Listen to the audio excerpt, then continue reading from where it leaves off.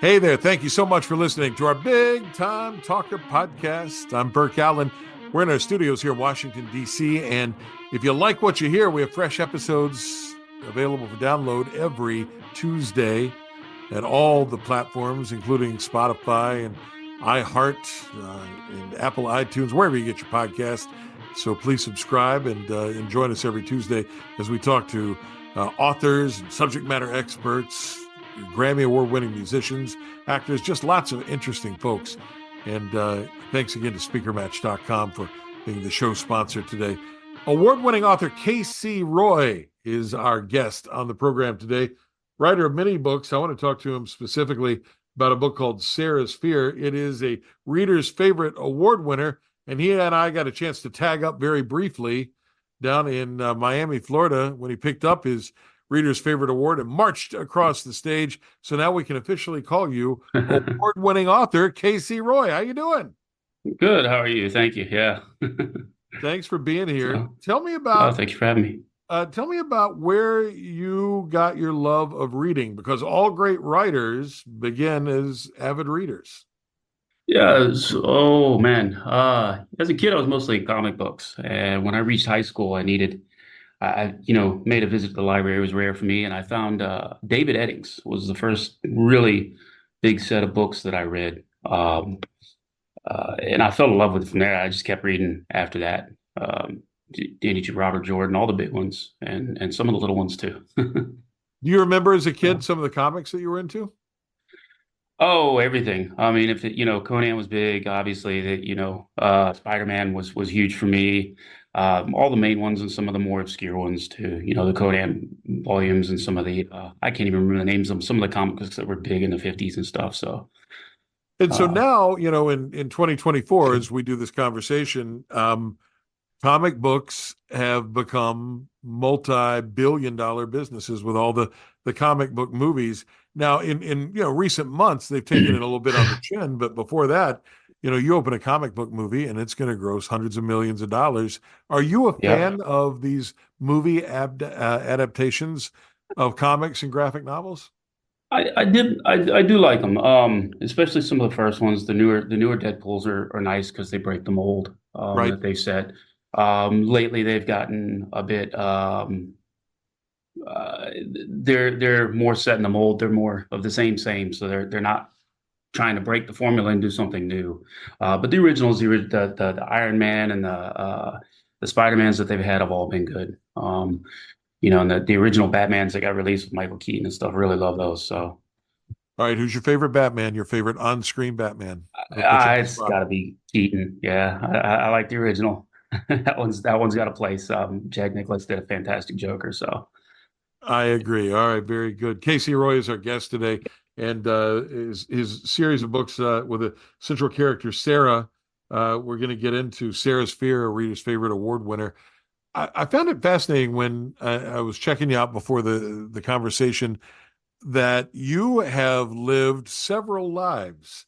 Lots of yeah. times, people they kind of find what they're going to do early in life, and then they do it, and that's what they are doing the day that they collect the gold watch at the end of their life. You have had some pretty major life changes. You started off in college planning to be a writer, but then you went into something Yes. completely different. So tell me what took you away from your college writing aspirations. And I think our listeners will be amazed to find out where you wound up and what you wound up doing. Yeah. So as a young child, we weren't rich growing up. I had we did an after school program when I lived in Florida, and I chose karate. I had no idea what it was.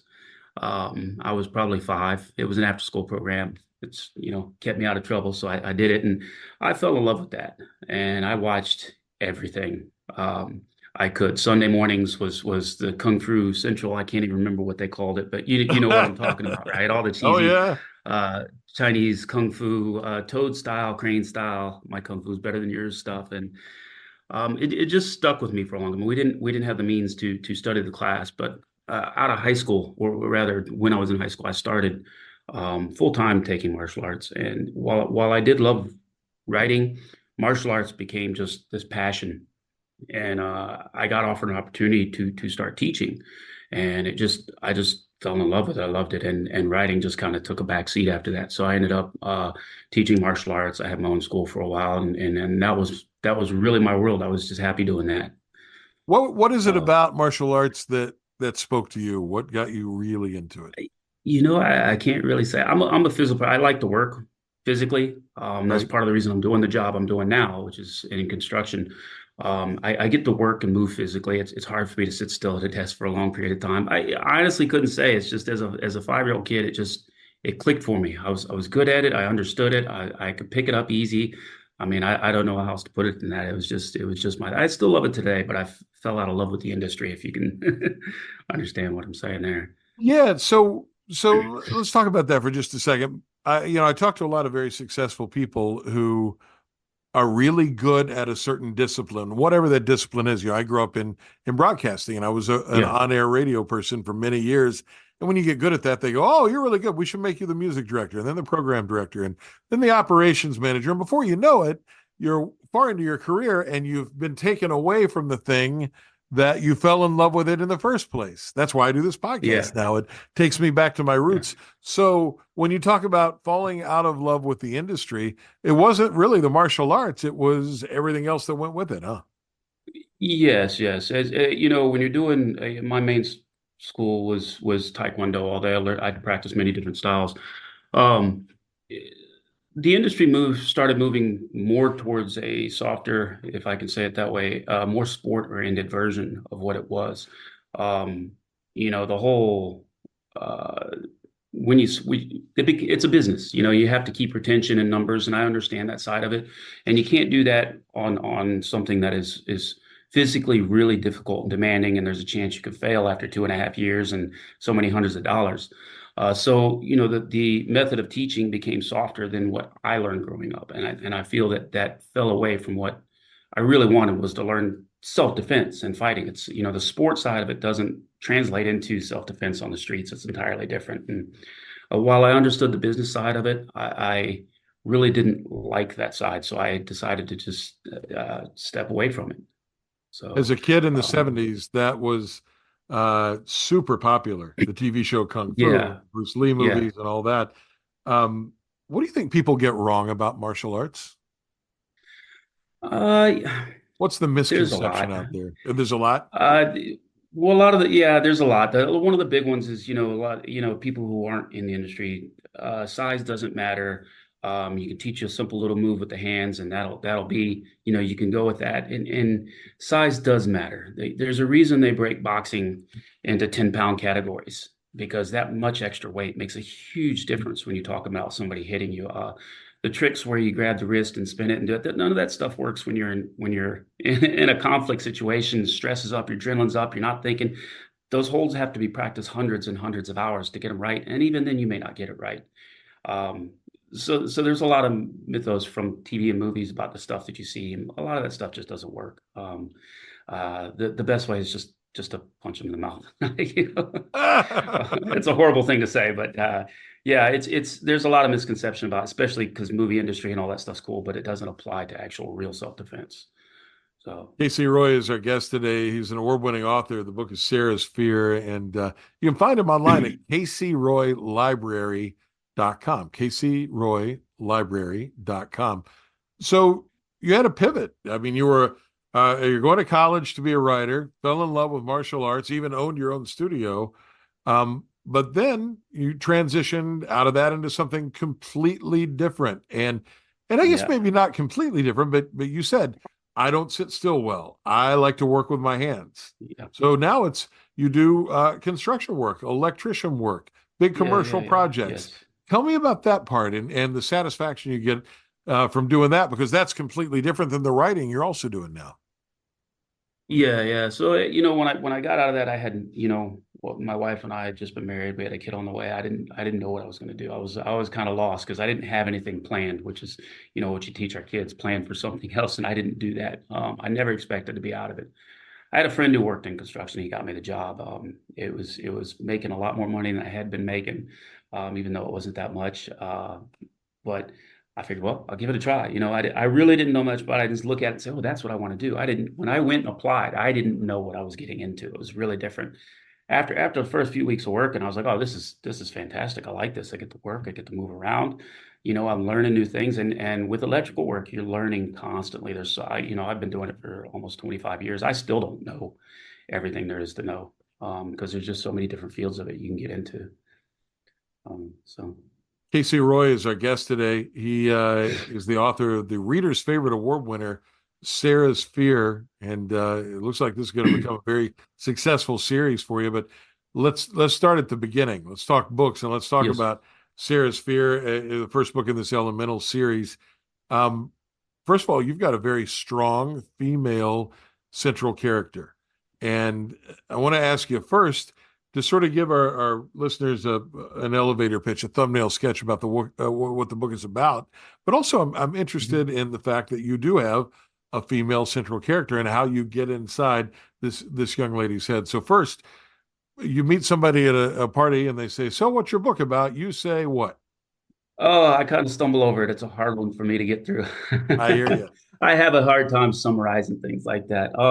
I typically kind of glass over it. Really, I probably shouldn't. I should go more in depth. I glass over it. I don't know if I'm self-conscious about it and have that imposter syndrome or whatever. I typically tell them it's a fantasy book. A young girl finds out her life is not what she thought it was after somebody tries to kill her, and she finds out that her family and her friends have been hiding this huge secret from her about her ancestry, and she's part of a group of people called elementals that have the power to control the life force of everything around them, and somebody wants to kill her because of it, and they don't know who.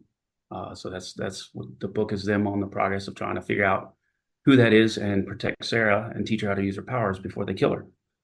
So you're a real world builder in this book, and you build this world around Sara. But tell me why Sara? Because in the world of sort of table chair thinking, where I say table and you say chair, and I say black and you say Yeah. white, a guy like you who has a background in martial arts, you would think instinctively would write your first book about a young guy who's a martial artist, and Sara Yeah. is not that. So No, no, no, no, tell me she's about not. that. There is plenty of action on martial arts in the book, and it's And the book well is a detailed. thriller, I should say. It's a It page is. turner, and people will Yeah. burn through it and love it. But it is a female protagonist. So Yeah. tell me So about that choice. okay, so the original, when I first started this book back in 2011, I was working overseas, and where I was at, I couldn't leave when I was done working. I was stuck where I was at, so I had a lot of time. So I decided to write a book for my daughter, who at the time was like 11 or 12. So I needed a female protagonist, and that's how it started. I got about 7 chapters in. Well, the job ended, and I ended up coming to the U.S. Um, and I started back at regular work. That took up a lot of my headspace, and the book languished till 22. So it was originally a book for my daughter, who at the time was 11 or 12, and that's the reason I guess I started with the female protagonist. And now that you're 3 books into the series, is it tougher to put yourself in the mindset of this young woman, or is it easier? How do you do that? No, I writing the character scene, to me it feels easy. The I remember what it was like to be that age, the discomfort of certain situations and stuff, and I put a little bit of myself into the writing. The parts of the story that I write go through my head like a little movie, and I try and write that down, what I'm seeing in my head, and really think about how a young person at this age would react. I remember what it was, so that's what I try and put on the page. Our guest is Casey Roy. His website is caseyroylibrary.com. And Sarah's Fear is the award winning first book in his Elemental series. You're 3 books in, and is this a trilogy? Do you know how many of these books featuring Sarah you're going to do? Is there a game plan, or how does it work? What's your There, process? there is. So my process for writing is I didn't have an outline for the story so I'll finish that first. It might help. I picked the book back up again in 22. My mom was diagnosed with pancreatic cancer. I kind of let it languish. We were having a pretty frank discussion towards the end there, and she had mentioned that uh, she was disappointed that I never did anything with my writing. It wasn't disappointment in me. It was just disappointment that I didn't follow that particular talent that I had, the Right. ability to make a good story. And, it kind of hit me kind of hard. So I took the book and I finished it and basically rewrote it, and finished it in about 5 weeks. And had a very rough edit, very rough cover, and I threw it together and put it up on Amazon to show her, hey, this is it. I'm going to go ahead and do this for you. And she got to see it before she passed. So that meant a lot. So the story and writing it was a very, very quick process, a lot quicker than the follow-up books.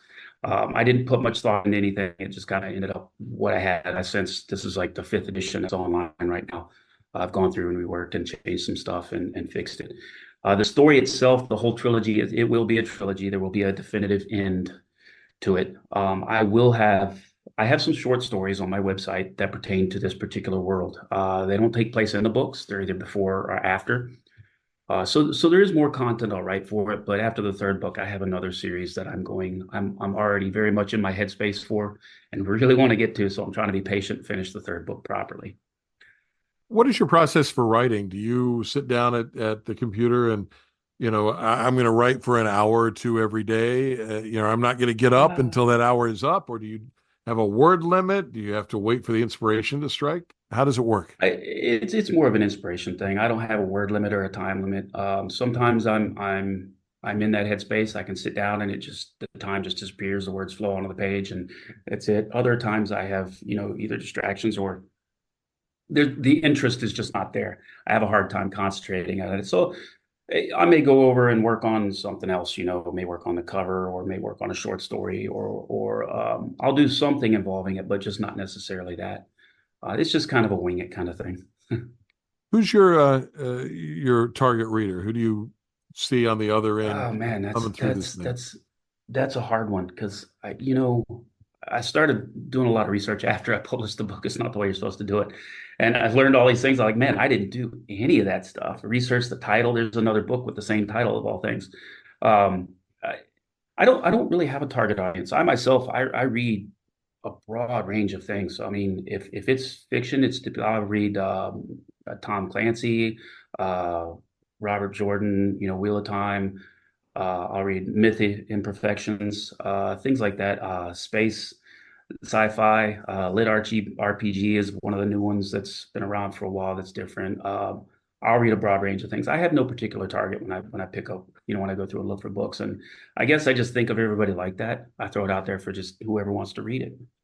Um, What about first readers? When you finish this thing, nobody wants to be told their baby is ugly, right? So who do yeah, you yeah, yeah. No, who do you hand it off to first, and how do you get real real feedback that is kind of unfiltered? Because you have to get that, or else everybody patting you on the back and saying, "Oh, this is fantastic." That doesn't yeah. make you a great writer. No, it does not. That was a huge learning lesson for me. I found out during that process of getting reviews that writers are very touchy people.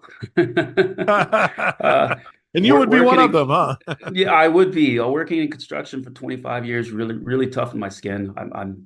I don't mind criticism. It doesn't bother me in the slightest. I actually would ask reviewers, hey, anything you got wrong, anything at all, tell me. And I, invariably would get the perfect review back, which is what I look for. So I started looking for critique partners. I found out, people try and get critique partners. And it took me a lot of failures before I finally found one that was willing to just throw it out there, however, and tell me what I wanted to hear. So I keep in touch with them. I send them updates and stuff, and they give me great information back. And that's really the only way I do it is trial and error, just going to multiple people and trying to say, hey, you want to critique stuff. But most of the time, when I give them back my own critique, they're offended. So there's they another one. don't like that. No, they don't. They don't want to be told. And I'm real nice. I'm real constructive about the criticisms I get. Maybe you have too many words here. Change your description here, or you missed a few words here in the description. Whatever it is. But at that point, when you reach that point, it's a finished project. Like I said, they don't want to be told negative stuff. It's something probably need to break. Sarah's Fear is the first book in the trilogy from K.C. Roy. It's out now, and it's a reader's favorite award winner. The second book, Sarah's Anger, is there. And do we have a release date yet for Sarah's Resolve, the final book in the series? Well, I did, but it has changed. We had the holidays turned into we ended up with COVID for 2 weeks over the holidays, and it just threw everything out of whack. Our whole schedule got messed up, and I fell off. I have just recently started back. I'm redoing some of the third book. Like I said, I was in a real big hurry. I wanted to hurry up, and I stopped myself because I realized I was rushing it, and that was not really a good way to finish the story. So I stepped back and I'm fixing, working my way back through. I've got about a third of it written, hopefully in the next few months. All right. So sometime in 2024, we can wrap this story up of Sarah and see what happens in Sarah's Resolve. Before I let you jump, talk to me about the Imperial Warden books. So the Imperial Wardens is a story that I've had in my head since high school. The character itself, Gaitel, it also, oddly enough, another female character. That series is going to revolve. I've always liked the sword and sorcery. The Conan especially really resonated with me when I was younger. I really liked him. But I'm not going to concentrate on the character's mission is not to stop some great evil or defeat, the unseen opponent. This is an individual who's been indoctrinated in a military society, and there's a life shift, and they have to adjust to a world outside of what they grew up in. So the story is more about them adjusting to real world, learning to relate to real people and circumstances, and adjusting their ability to trust and live outside of that real strict structure. It's a lot. It's a lot to say in one little. So That's all I have right. a lot of heart in it. Yeah, it means a lot to me. So I've got short stories for it up on my website already. The names, the titles, I've got a general outline for the first book. I just need to finish something else first. So Do the guys on the construction site ever give you a hard time about being a writer? I don't really tell a whole bunch of people. It's not something. I mean, there's people that know, and there's some people read. I just don't go advertise it. Not for any particular reason. I just don't. Fair enough. Well, we'll help spread the word. And there may be some guy in your construction crew who's listening to this podcast right now. And boy, is he going to give you a hard time tomorrow. Well, I'm used to it. I'll take it. K.C. Roy is the award-winning author of Sarah's Fear, available at kcroylibrary.com, amazon.com. You can ask for it by name at bookstores as well. Hey, best of luck on the new book. We'll look for Sarah's Resolve later this year. Yes, sir. Thank you. Appreciate it. That's K.C. Roy on the Big Time Talker podcast. I'm Burke Allen at our studio here in Washington, D.C. New episodes every Tuesday. Thank you so much for listening. Now go out and make it a great day. Bye, everybody.